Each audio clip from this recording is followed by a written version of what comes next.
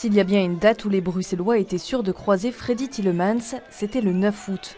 Le Meiboom faisait partie de l'ADN de ce Zwanzer. Il avait la taille et la carrure d'un parfait porteur d'arbres. Et ce n'est pas le président des Boomdrogers qui vous dira le contraire.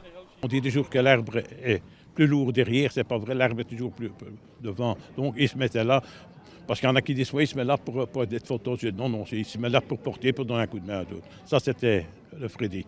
Freddy le bon vivant, le chaleureux, qui avait toujours le mot pour rire, à l'image du bruxellaire, ce dialecte qu'il aimait tant parler. C'était surtout quelqu'un de très sociable, qui pouvait fréquenter les petites gens dans les petits bistrots, dans les petits restaurants, en rue. Il pratiquait la moto aussi avec une bande de copains motards. Il s'arrêtait pour boire un pot en veste de cuir. Il enlevait son casque. « Ah bonjour, monsieur le bourgmestre ». Et il disait « Où zit het, pak de potje ».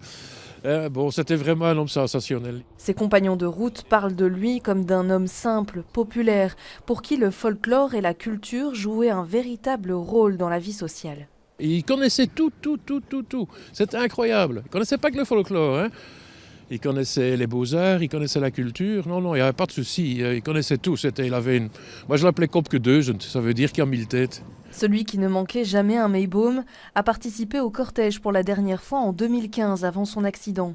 Une absence remarquée l'année suivante. Impensable de ne pas célébrer sa mémoire lors de l'édition 2022. Freddy, c'est un très grand ami de Meiboom et de folklore de Bruxelles en général. Mais c'est un monument, hein, donc on va certainement faire une hommage pour lui le jour de Meiboom. Ce dimanche, c'est tout le folklore bruxellois qui le pleure.